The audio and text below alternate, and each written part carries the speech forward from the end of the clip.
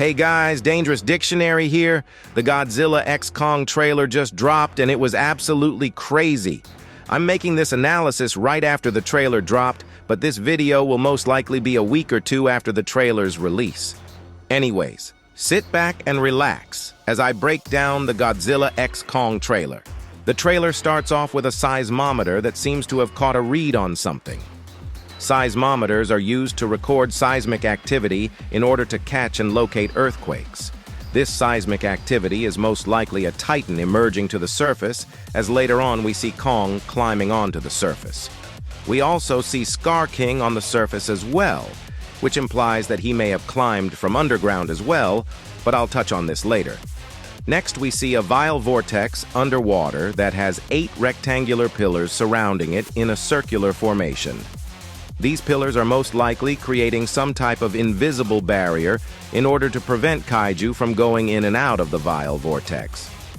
The next shot seems to take place in Egypt as we see several pyramids.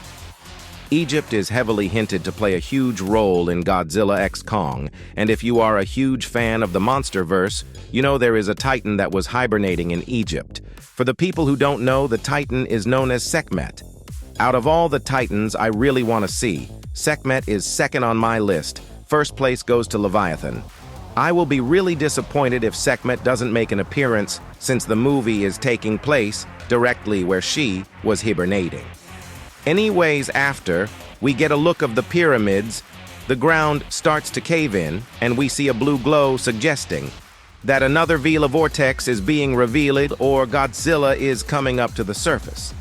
After this, we see Kong emerging from the ground with some mechanical item on his hand, possibly a brace since we know Kong fights Skar King sometime in the movie. After seeing Kong's hand, the screen switches and shows us the seismometer, further proving the theory that the seismic activity was caused by Titans emerging onto the surface. Next, we get a shot of some leaf wing flying through the hollow earth. The leaf wings fly above Kong, who seems to be running from these wolf-like creatures. I don't blame Kong for running in this scene because there are dozens of these creatures, and they seem like they can do some serious damage. Many people theorize that the Skar King may have pets that he uses to hunt prey or help him fight. By the look of it, these creatures might belong to Skar King. While we don't have proof for this theory at the moment, it's an interesting topic to discuss. After getting a good look at these creatures, we see what looks to be an improved version of the Hollow Earth aerial vehicles seen in Godzilla vs. Kong. After we see this improved Hollow Earth aerial vehicle following Kong, we see several people get out of it in the next shot. Eileen Andrews was one of the people in the vehicle, and she seems to be flexing a new hairstyle. The other guy in the vehicle is the actor Dan Stevens, but I'm not aware what character he is going to play. If you know what Dan Stevens' role is going to play in Godzilla x Kong, comment down below. After seeing our human protagonists, we see Kong facing off against a giant silhouette, but it turns out to be a young ape-like Titan.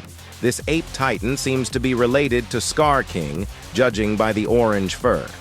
After Kong sees the younger Titan, his face softens, and he looks surprised. But for whatever reason, this young ape Titan seemed scared. He didn't look scared of Kong, but as if he just escaped a life-threatening situation.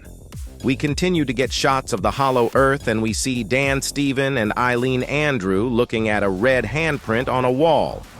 After seeing this, Eileen Andrews says that the handprint didn't belong to Kong, revealing that the handprint belonged to Skar King.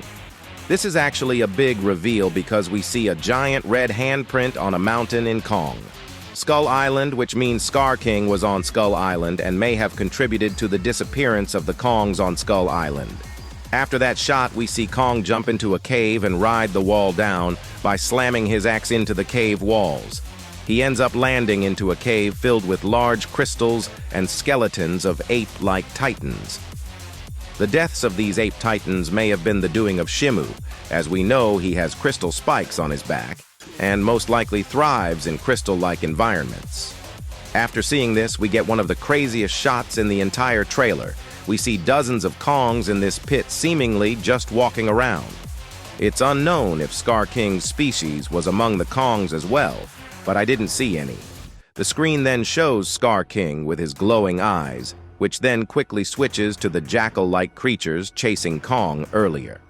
Kong then jumps over a giant cliff, most likely showing him escaping his pursuers.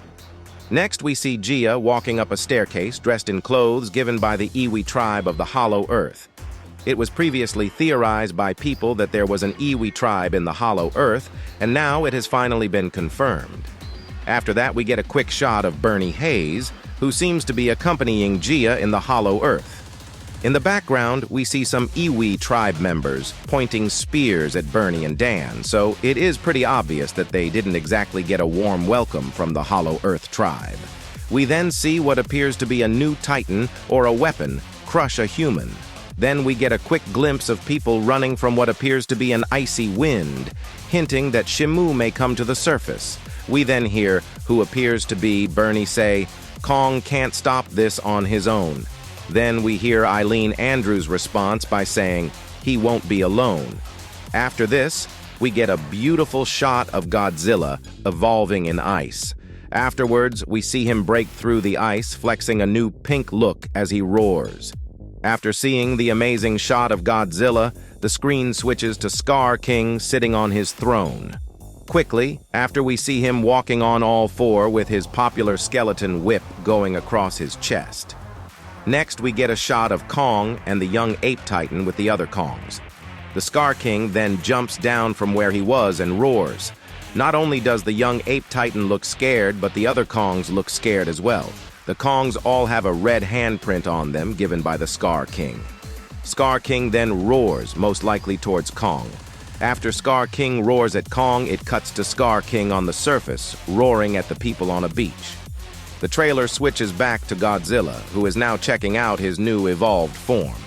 After cutting to Kong roaring for a quick second, we see Godzilla showing off his new pink atomic breath, which may be more powerful than his blue atomic breath. After that, we finally get to see the money shot of Godzilla and Kong running, most likely towards an enemy. Godzilla and Kong are probably running towards Shimu if we look at the environment they are in. The crystals may be a clear indicator that Godzilla and Kong are in Shimu's territory, since the crystals don't match Skar King's aesthetic. We get the title screen right after seeing Godzilla and Kong running, but right after we see the young ape titan roar and beat his chest. Many fans think Kong taught the young ape titan to beat his chest, but that is something most likely all the ape titans do. This trailer was amazing, and I can't wait to see what else is in store for this movie. If you like the analysis, and if you don't mind, stomp the subscribe button as well. This is Dangerous Dictionary, and I hope to see you in another video.